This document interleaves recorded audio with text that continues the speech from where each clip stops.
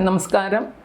ഞാൻ ഡോക്ടർ സൗമിനി. ഇവിടെ BNB ഹോസ്പിറ്റലിൽ ഫിസിഷ്യൻ ആൻഡ് പൾമണോളജിസ്റ്റായിട്ട് വർക്ക് ചെയ്യുന്നു. ലൈഫ് സ്റ്റൈൽ ഡിസീസസ്, അതായത് ജീവിതശൈലി രോഗങ്ങൾ, അത് എന്തുകൊണ്ട് വരുന്നു, എങ്ങനെ ഒഴിവാക്കാം.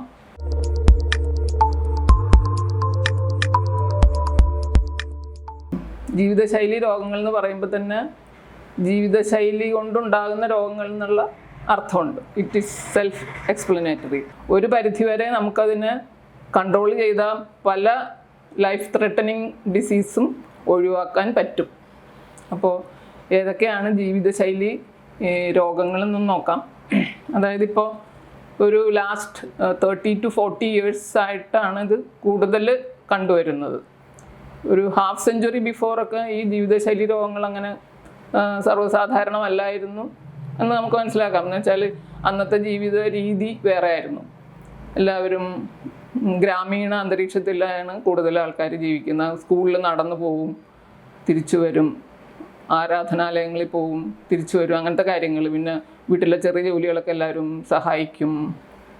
അപ്പോൾ ഒരു കളിച്ച് നടക്കും, നല്ല ആക്ടിവിറ്റി, ഫിസിക്കൽ ആക്ടിവിറ്റി നന്നായിട്ടുണ്ടാകും ആയിരുന്നു. ഇപ്പോഴങ്ങനെയല്ല. എല്ലാവരും ഒരു അർബനൈസേഷൻ ആണ് ഇപ്പോഴത്തെ. എല്ലാ ആൾക്കാരും സിറ്റികളിലും ടൗണിലേക്കും വന്ന് ന്യൂക്ലിയർ ഫാമിലിയാണ്. അവരവരുടെ കാര്യം അവരവർ ചെയ്യുന്ന ഒരു മെക്കാനിക്കൽ ലൈഫ് എന്ന് പറയാം. എന്ന് വെച്ചാൽ എഴുന്നേൽക്കുന്ന കാര്യങ്ങൾ നടത്തുന്നു, അവരവരുടെ കാര്യം നോക്കുന്നു, വേറെ ഒരു ഇൻട്രാക്ഷൻ ഇല്ല ആൾക്കാരുമായിട്ട്, പ്രകൃതിയായിട്ടാണെങ്കിൽ ചേരുന്നില്ല. അപ്പോൾ അങ്ങനത്തെയൊക്കെ ഒരു വ്യത്യാസങ്ങൾ നന്നായിട്ടുണ്ട്. അപ്പോൾ അതിൽ എന്തൊക്കെയാണ് കാര്യം എന്ന് വെച്ചാൽ ഇപ്പോൾ കണ്ടുവരുന്ന അമിതവണ്ണം, പൊണ്ണത്തടി, അതായത് ഒബീസിറ്റി. അമിതവണ്ണം കൊണ്ട് സെഡൻറ്ററി ലൈഫ് സ്റ്റൈൽ കൊണ്ട്, അതായത് ഓരോരുത്ത് കുത്തിയിരുന്നിട്ട് ജോലി ചെയ്യുന്നു. ഇപ്പോൾ എല്ലാവരും IT ഫീൽഡിൽ അങ്ങനെ പല ഇങ്ങനെ മൂവ്മെൻറ്റ് കുറവാണ്. എവിടെയെങ്കിലും ഇരുന്നുകൊണ്ടുള്ള ജോലിയാണ് ഇപ്പോൾ കൂടുതലും. അപ്പോൾ ആൾക്കാർ അതിലിരിക്കും, എന്നിട്ട് കണ്ടിന്യൂസ് ആയിട്ട് ജോലി ചെയ്യും, സമയത്തിന് ഭക്ഷണം കഴിക്കില്ല. അപ്പോൾ അങ്ങനെ ഒരു പൊണ്ണത്തടി, അമിതവണ്ണത്തിലേക്ക് നീങ്ങും. പിന്നെ അപ്പോൾ അത് കഴിയുമ്പോൾ അതിനൊരു Type 2 ഡയബറ്റീസ്, ബ്ലഡ് പ്രഷർ കൂടുന്നു, ഹൈപ്പർ ടെൻഷൻ, പിന്നെ കൊളസ്ട്രോളിൻ്റെ വകഭേദങ്ങൾ കൂടുന്നു, അതായത് ഡിസ്ലിപ്പിഡീമിയ. ഇതാണ് മെയിനായിട്ട് ഒരു മെറ്റബോളിക് സിൻഡ്രോം എന്ന് പറയുക. അപ്പോൾ അത് നമ്മുടെ മെറ്റബോളിസം പ്രോപ്പറായിട്ട് നടക്കാത്തതുകൊണ്ട് വരുന്ന കുറേ കാര്യങ്ങൾ, അത് ഒരു വിഭാഗം. പിന്നെ ഉണ്ടായതെന്ന് വെച്ചാൽ ആൽക്കഹോള് അമിതമായിട്ട് എടുക്കുന്നത്, പിന്നെ സ്മോക്കിംഗ്, ബീഡി, സിഗരറ്റൊക്കെ വലിക്കുന്നത്, അതുകൊണ്ടുണ്ടാകുന്ന കുറച്ച് രോഗങ്ങളുണ്ട്.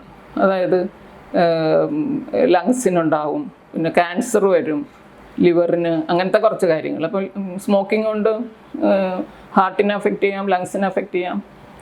പിന്നെ അതായത് മറ്റേ ആൽക്കഹോൾ കൂടുതൽ എടുക്കുന്നതുകൊണ്ട് ലിവറിനെ അഫക്റ്റ് ചെയ്യാം, അല്ലെങ്കിൽ ക്യാൻസർ വരാം, ഹാർട്ട് ഡിസീസസ് കൂടുതലുണ്ടാവാം. ഇങ്ങനത്തെ കുറേ കാര്യങ്ങളുണ്ട്.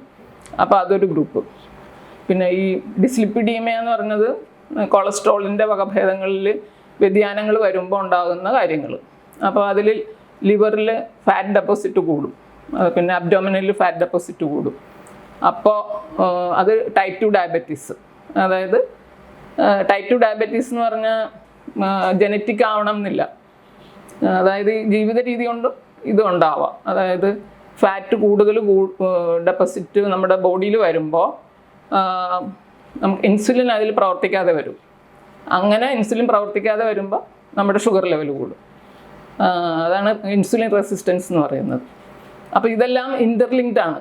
ഈ മെറ്റബോളിക് സിൻഡ്രോം, പിന്നെ മറ്റുള്ള, അതായത് ഫാറ്റി ലിവർ, പിന്നെ ഹൈപ്പർതൈറോയിഡിസം, തൈറോയിഡിൻ്റെ അളവ് കുറയുമ്പോൾ അപ്പോഴും ഒരു തടി, ഒരു ഡൾനെസ് ഒക്കെ വരാം. പിന്നെ ഇപ്പോൾ യങ്സ്റ്റേഴ്സിൽ, ലേഡീസിൽ കാണുന്നതാണ് പോളിസിസ്റ്റിക് ഓവറി ഡിസീസ്, PCOD എന്ന് പറഞ്ഞിട്ട്. ഇപ്പം അതിന് നിങ്ങൾ കേട്ടിട്ടുണ്ടാവും, പലർക്കും ഉണ്ടാവും. അതും ഇതിൻ്റെ ഒരു ഭാഗമാണ്, നേരത്തെ കേൾക്കാത്ത ഒരു കാര്യങ്ങളാണ്. അപ്പോൾ ഇതിപ്പോൾ എൻ്റെ കാര്യങ്ങൾ പറഞ്ഞപ്പോൾ ഞാൻ മനസ്സിലായി, സെഡൻറ്ററി ലൈഫ് സ്റ്റൈലിൽ ഫിസിക്കൽ ഇനാക്ടിവിറ്റി, എക്സസൈസിൻ്റെ കുറവ്, ഭക്ഷണ രീതി, ഒരു ചിട്ടയായിട്ടല്ലാത്ത ഭക്ഷണ രീതി, ഇതെല്ലാം ഇതിൻ്റെ കാരണങ്ങളാണ്. അപ്പോൾ നമ്മൾ അതിനൊക്കെ ഒന്ന് ശ്രദ്ധിക്കണം. ഒരു ഡിസിപ്ലിൻഡ് ലൈഫ്, ചിട്ടയായ ജീവിത രീതി ഫോളോ ചെയ്യാനായിട്ട് എല്ലാവരും ശ്രമിക്കണം. അത് വലിയ അത്യാവശ്യമായിട്ടുള്ളൊരു കാര്യമാണ്. പിന്നെ എങ്ങനെ വെയിറ്റ് ഗെയിൻ ഉള്ള ആൾക്കാർക്ക് അതെങ്ങനെ ഒന്ന് കൺട്രോൾ ചെയ്യാൻ പറ്റും എന്നുള്ള ചില കാര്യങ്ങളുണ്ട്. ചില പേഷ്യൻസ് യങ്സ്റ്റേഴ്സാണ് മെയിൻലി ഞാൻ ടാർഗറ്റ് ചെയ്യുന്നത്. എന്ന് വെച്ചാൽ യങ്സ്റ്റേഴ്സിൽ ചെറിയ പ്രായത്തിൽ തന്നെ നമ്മൾ അവരെ അത് അഡ്രസ്സ് ചെയ്യുകയാണെങ്കിൽ അവർക്ക് അത് പ്രോഗ്രസ് ചെയ്ത് ഒരു അസുഖത്തിലേക്ക് വരാതെ നോക്കാൻ നമുക്ക് കഴിയും.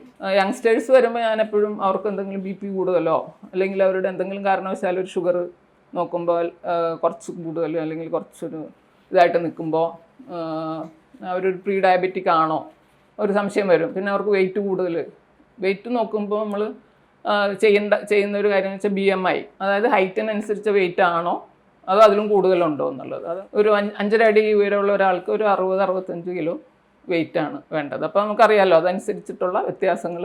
അതിനൊരു ഇക്വേഷനൊക്കെ ഉണ്ട്, അത് കാൽക്കുലേറ്റ് ചെയ്ത് നമ്മളത് നോക്കും. അപ്പോൾ അതിൽ കൂടുതലുള്ള ആൾക്കാരെ എങ്ങനെ എത്ര വെയിറ്റ് കുറയ്ക്കണം എന്ന് അവരോട് പറഞ്ഞു കൊടുക്കും. അപ്പോൾ ഒരു 10 കിലോ വെയിറ്റ് കൂടുതലുണ്ടെങ്കിൽ അതിങ്ങനെ 1 മാസം 2 മാസം കൊണ്ട് കുറയ്ക്കാനല്ല നമ്മൾ ഉദ്ദേശിക്കുന്നത്. അത് സാവധാനത്തിൽ ഒരു മാസത്തിൽ may be 1/2 kilo to 1 kg അങ്ങനെ. അപ്പോൾ അതിനെന്തൊക്കെ ചെയ്യണം? നിങ്ങളുടെ കാലറി ഇൻടേക്ക് അല്ലെങ്കിൽ ഭക്ഷണ രീതിയൊക്കെ ഒന്ന് ചോദിച്ച് മനസ്സിലാക്കും. ഭക്ഷണം കഴിക്കുമ്പോൾ കുറേ നേരം ഒന്നും കഴിക്കാതിരുന്നിട്ട് കഴിക്കുമ്പോൾ വയറ് നിറച്ചങ്ങ് കഴിക്കും. അതൊന്നും നല്ല രീതിയല്ല. അപ്പോൾ എപ്പോഴും ഒരു ഡിസിപ്ലിൻഡ് വേ ഓഫ് ഈറ്റിംഗ്, അതായത് ഈറ്റിംഗ് ഹോം മെയ്ഡ് ഫുഡ്. എപ്പോഴും പുറത്ത് പോയിട്ട് കഴിക്കുന്നതും അത് നമുക്ക് കൃത്യമായിട്ട് അറിയാൻ പറ്റില്ല. അതിൻ്റെ ഇൻഗ്രീഡിയൻസും പ്രിസർവേറ്റീവ്സ് അതിൽ ചേർക്കുന്ന ഉപ്പിൻ്റെയും പഞ്ചസാരയുടെ അളവും ഒക്കെ നമുക്ക് കൃത്യമായിട്ടില്ല. നമ്മൾ വീട്ടിലുണ്ടാക്കുമ്പോൾ വീട്ടിലെ ഒരു എന്താ പറയുക ഹെൽത്തി വേയിൽ നമ്മൾ ഉണ്ടാക്കിയ ആ ഫുഡ് കഴിക്കുന്നതായിരിക്കും എപ്പോഴും ഉചിതം. പിന്നെ എന്ന് പറഞ്ഞാൽ പ്രോസസ്ഡ് ഫുഡ് കഴിക്കാതിരിക്കുക. ഇപ്പോൾ പറഞ്ഞോ പ്രോസസ്ഡ് ഫുഡ് എന്ന് പറയുമ്പോൾ ഈ സോസേജ് അല്ലെങ്കിൽ ഇങ്ങനെ പ്രോസസ്സ് ചെയ്യുമ്പോൾ അതിൽ അതിൻ്റെ ന്യൂട്രിയൻസ് ഒക്കെ കുറയും. അപ്പോൾ നമുക്ക് വാങ്ങിക്കാൻ കിട്ടുന്ന പല ഭക്ഷണ പദാർത്ഥത്തിലും അങ്ങനെയാണ്. ഉപ്പിൻ്റെ അളവും പഞ്ചസാരയുടെ അളവും കൂടുതലായിരിക്കും, പ്രിസർവേറ്റീവ്സ് ഉണ്ടാവും. അപ്പോൾ പല കാരണങ്ങളും അലർജിക് ആയിട്ട് വരും ചിലവർക്ക്. ചില ഗ്ലൂട്ടൻ്റെ അലർജി, പിന്നെ ലാക്ടോസ് ഇൻടോളറൻസ്, ഇങ്ങനത്തെ കുറേ കാര്യങ്ങളൊക്കെ ഉണ്ട്. അതുമെല്ലാം ഈ പുതിയ ജീവിതശൈലി കൊണ്ടുണ്ടാകുന്ന രോഗങ്ങൾ തന്നെയാണ്.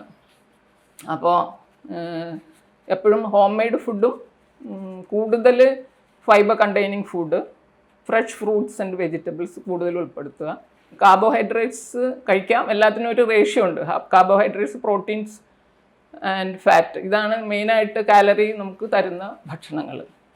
അതിൽ പിന്നെ ഫാറ്റിലാണ് കൂടുതലുള്ളത് കാലറി. അപ്പം പ്രോട്ടീൻ കൂടുതൽ കഴിക്കുക, കുറച്ച് ഫാറ്റും വേണം, കുറച്ച് കാർബോഹൈഡ്രേറ്റ്സും വേണം.